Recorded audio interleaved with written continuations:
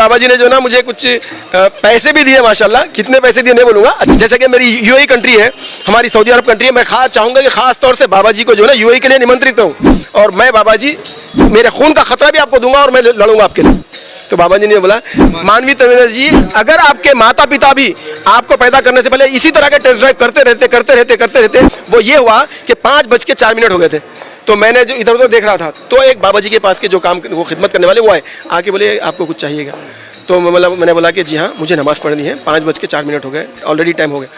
तो फिर वो उठे। पेशे से एक एडवोकेट हूँ, एक लेक्चरर हूँ, और मैं सोशल एक्टिविस्ट हूँ, और उसके अलावा और भी दूसरी चीज़ें हैं। यहाँ पर वो बोलना उतना ज़रूरी नहीं है, लेकिन ये बोलना ज़रूरी है कि बाबा प्रेमानंद जी जब बात करते हैं तो लाखों नहीं करोड़ों लोग और करोड़ों लोगों के दिल और दिमाग पर उनकी बातें असर करती हैं। तो इस बात को, इस सच्चाई को बहैसियत मुसलमान मैं अगर मानता हूँ, तस्लीम करता हूँ, तो मुझे इसमें कोई शर्म नहीं महसूस होती। इसलिए क्योंकि कुरान में भी अल्लाह रब्बुल इज़्ज़त ने यह बताया है कि तुम अच्छाई और सच्चाई की बात करने वालों के साथ हो जाओ। इसका मैं चैलेंज करके हिंदुस्तान के सारे उलमा इकराम, न सिर्फ सारे हिंदुस्तान के बल्कि दुनिया भर के सारे उलमा इकराम को मैं चैलेंज करके बोलता हूँ, अगर मैं ये कुरान की आयत बोल रहा हूँ और अगर ये गलत है तो आप मेरी इस्लाह करना। आपकी जूतियां सिर पर उठा के मैं। प्रेमानंद जी से मुलाकात हुई आपकी? बिल्कुल। तो प्रेमानंद जी के बारे में जो कुरान में बोला गया है कि अल्लाह रब्बुल इज़्ज़त ने फरमाया कि कुनु माअ सादिकीन, तुम सच्चों के साथ हो जाओ। तो मुझे ईश्वर ने मुझे बोला कि मेरे बंदे, मेरा एक बंदा है हिंदुस्तान में प्रेमानंद जी, जो अच्छाई और भलाई की बात करते हैं, इंसानियत की बात करें, उनके खिलाफ जो साजिशें हो रही हैं, तुमको भी चाहिए कि तुम उसके ताल्लुक से डिफेंड करो और जाके बताओ कि प्रेमानंद जी ने जो बात बोली है वो कितनी सही है। और ये बात मैं फिर एक बार बोल रहा हूँ, दुनिया के 200 करोड़ के मुसलमानों को ये बात समझनी चाहिए कि प्रेमानंद जी ने जो बात बोली है वो ऐन कुरान की वाणी है, धार्मिक पुस्तकों की वाणी है। न सिर्फ ये बल्कि सनातन धर्म में भी जो धार्मिक किताबें। तो जब मैं बाबा जी के से मिलने की इच्छा मेरे मन में हुई तो तब मैं निकला, तो कुछ मुश्किलें आई रास्ते में, लेकिन मेरे दिल में कहीं ना कहीं ये बात का यकीन था कि मुझे भगवान ने, परमेश्वर ने, रब्बुल आलमीन ने, मालिक ने मुझे बाबा जी से मिलने के लिए जो जिस राह पर लगाया है, इसमें जो भी कठिनाइयाँ आएंगी वो उसी को स्वयं वो परमेश्वर परमात्मा ही उसे हल करेगा। तो चुनाचे जब मैं यहाँ से निकला, फिर दिल्ली आया, दिल्ली से जब मैं उनके पास जा रहा था तो कई लोगों ने मुझे बोला, इवन पुलिस डिपार्टमेंट के लोगों ने बोला कि भाई आपके पास तो अपॉइंटमेंट भी नहीं है। अच्छा। और बाबा जी के जो अभी इन दिनों जो चलता, जो उनके बारे में जो विषय चल रहा है, जो कंट्रोवर्सी चल रही है, उसकी वजह से और लाखों लोग उनको देखने के लिए आ रहे हैं। आपको कैसे टाइम मिलेगा? आप बिना किसी ऑर्गेनाइज अंदाज में आप जो है यहाँ पे आ चुके हो। हमको तो पता नहीं है आप मिल भी पाओगे, मिलना तो दूर की बात है, आप शायद उतना करीब भी नहीं जा पाओगे, क्योंकि 2-3 किलोमीटर तक आपको जो ना जाने का भी टाइम नहीं मिलेगा, अवसर नहीं मिलेगा। लेकिन मुझको जो ना मालिक के ऊपर पूरा विश्वास था, जिस मालिक ने मुझे यहाँ पर भेजा है वही मुझे बाबा जी से भी मिलाएगा, दर्शन भी कराएगा। लेकिन वहाँ पर जब हम गए तो पुलिस के बंदोबस्त के साथ दूसरे भी जो बाबा जी के साथ रहते हैं पीले वस्त्रों में, उनसे पहले पुलिस वालों ने मुझे देखा, मेरे ये देख करके जो है थोड़ा ज़रा कपड़े मुसलमान वाला टोपी। हाँ, थोड़ा पहले कंफ्यूज है, फिर उन्होंने मुझसे सवाल जवाब किए। तो मैंने भी बिल्कुल इत्मीनान से इसलिए उनको जवाब देना मेरी जिम्मेदारी समझा ताकि उनको कोई गलतफहमी ना हो जाए। फिर उसके बाद जो है ना कुछ एक लोग आए, आकर के जो है ना मेरे साथ फोटो लेने की कोशिश की, तो पुलिस वालों ने हटाया उनको। तो मैंने बोला कि नहीं, उन लोगों ने बोला नहीं, तो देखिए बाबा जी के बारे में इन्होंने क्या बोला है। फिर जब वो लोग देखे तो मुझे बोला कि थोड़ी देर बैठ जाइए आप। फिर बैठने के बाद कुछ 10-15 मिनट क्या डिस्कस किया पता नहीं, लेकिन तुरंत ही उसके बाद आप ताजुब करेंगे, बाबा जी के पास से 4-5 जो है ना, जो बाबा जी के साथ होते हैं, वो लोग आए। अच्छा। और इतने रेस्पेक्टफुल्ली, इतनी इज्जत और इतने प्यार से उन्होंने आकर के मुझे कान में बोला, फिर ऐसा हाथ जोड़ के बोला आप चलिए हमारे साथ। फिर वो रात का सिलसिला शुरू हुआ। देखिए कि बाबा जी ने मुझे देखा, उनके साथ के लोगों को फिर उन्होंने मुझे एक शॉल दी, वो शॉल उन्होंने आके वो लोगों ने पिनाई, और लोगों की जो चीखें पुकारें थी, मैं बस ये बोल सकता हूँ कि वो एक ख्वाब वाला मंजर था माशाल्लाह। फिर उन्होंने मुझे भी दुआएं दी, फिर मुझे बताया कि मैं मिलूंगा आपसे, बस चले गए बस वो। अब उसके बाद जैसे बाबा जी गए, कई लोग आए, मुझे वो जो फूल वगैरह थे उन्होंने बोला कि वो दीजिए, ये हाथ से मिल रहे हैं, ये लोग फोटो ले रहे हैं। वो दो माताएं मेरे साथ बैठी थी, बहुत बड़ी उम्र की थी। मैंने बाबा जी को बोला कि ये भी बहुत इच्छुक है आपसे मिलने, तो उन्होंने बोला कि उनसे भी मिलेंगे। उसके बाद ये हुआ कि वो लोगों को भी रात के 4 बजे के बाद 5 बजे और एक अहम बात ये भी बोलना है, ये बात भी देख लीजिए, जो मुसलमानों के वर्ग में, तबके में, जो हिंदू बरादरी के अगेंस्ट जहर उगलते हैं, हमारे देश में दोनों भी समुदाय में कुछ ऐसे भी लोग हैं जिनको बोल सकते हैं समाज की गंदगी। लेकिन यहाँ पर मैं ये अच्छा ही बताना मेरी जिम्मेदारी इसलिए समझता हूँ क्योंकि अगर मैं इस बात को छुपाऊंगा तो ये मुनाफिकत होगी, और अल्लाह रब्बुल इज़्ज़त लानत भेजता मुनाफिक हो। वो ये हुआ कि 5:04 हो गए थे।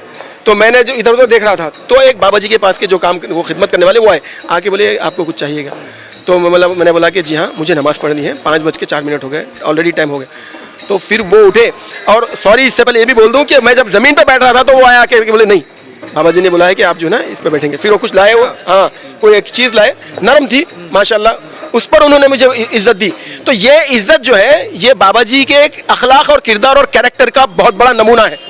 मैं एक मुसलमान, मेरे एक आदमी के कम होने से या नहीं आने से या मेरे एक आदमी के नजरअंदाज करने से वो जो करोड़ों करोड़ों उनके श्रद्धालु हैं कमी होती, लेकिन उसके बाद भी बाबा जी के और उनकी जो उनके पूरे सब जो ग्रुप था, टीम बोलूँगा मैं उसको, उन्होंने जिस व्यवहार के साथ मेरे साथ यानी कि सलूक किया है और जो मेरी जो देखरेख की है, मैं ज़िंदगी भर नहीं भुला सकता।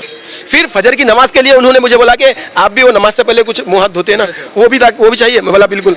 तो उन्होंने उसका प्रबंध किया। फिर उन्होंने बोला मुझे थोड़ा आजू बाजू के लोगों का ध्यान देना। फिर ये बात भी इस्लाम में है, ये बात भी इस्लाम में, वो समझ रहे थे कि मैं शायद बहुत चीख के पुकार के कुछ करूंगा। फिर मैंने नमाज पढ़ी और मैंने उनको बोला कि आप मेरे बिल्कुल बाजू खड़े हो जाइए, आपको अंदाजा हो जाएगा कि मेरी आवाज़ कितनी होगी। फिर मैं नमाज पढ़ा, 2-3 मिनट की होती है फजर की नमाज, 3 मिनट की 4 मिनट की। फिर मैं अल्लाह का शुक्र अदा करा कि ये रब्बे कायनात तो यहाँ तक ला लिया, मेरी ख्वाहिश है कि बाबा जी से सामने आमने सामने बैठ के बात कर सकूँ। अब उसको भी लोग बोले नहीं ये बहुत मुश्किल है, नहीं हो सकता ऐसा ऐसा। लेकिन फिर क्या हुआ, फिर सवेरे 8 बजे के लगभग फिर वो लोग आए, फिर मुझे एक प्रवचन में बिठाया उन्होंने। अब यहाँ पर मैं एक और बात बोलना चाहूँगा। बाबा जी ने जब मुझे वहाँ पर बैठे मुलाकात किए तो मैं बाबा जी को सबसे पहले बोला कि मैं को रब्बुल आलमीन ने मुझे ये बात का मेरे ख्वाब दिमाग में डाला था कि मुझे जो ना मेरा एक बंदा है वहाँ फला जगह पर, वहाँ पर जाना है। और वो सिर्फ एक ही नाम याद था मुझे ये भी पता नहीं था कि वो वृंदावन जो है ना वो यूपी में है या कहाँ पे है, वक्तिया। तो मैं रब्बुल आलमीन ने बोला कि मेरा बंदा जो है हक के लिए और दुनिया की अच्छाई और भलाई के लिए लड़ रहा है, तुम जा करके जो है ना तुम उनके लिए भी बात करना, लड़ना है तुमको। और मैं बाबा जी जब तक आप हक पे रहेंगे, मेरी सारी ज़िंदगी में जो है ना आपके लिए, आपके हक पे खड़े पर मेरे खून का खतरा भी आपको दूंगा और मैं लड़ूंगा आपके लिए। तो बाबा जी ने बोला नहीं भाई, लड़ने की कोई ज़रूरत नहीं है, हमको अपनी सिर्फ प्रेम की बात करनी है, अच्छाई और भलाई की बात दूसरों तक पहुंचानी है। और आप यहाँ तक आए, हमको भी बहुत अच्छा लगा।